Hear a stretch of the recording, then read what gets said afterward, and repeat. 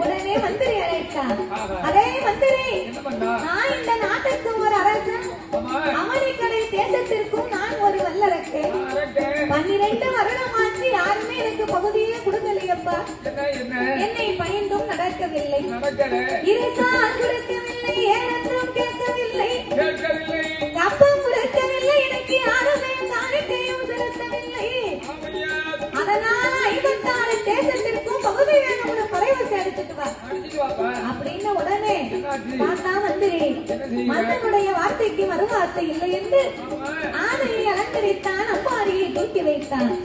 அவனுக்கிடையே 56 தேசத்துக்கும் பகுதி பணம் வேணும்னு பறைவசி அடித்தான்.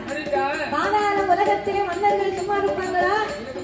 ஏய் மந்திரி, இந்த அரைக்கு என்னைக்கு நாட்டு சிம்மாசனத்துக்கு வந்தானோ அன்னையில இருந்த நாட்டுல மழையும் இல்லை, தண்ணியும் இல்லை.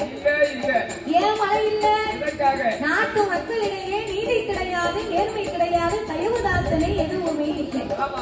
அதாவது நாட்டுல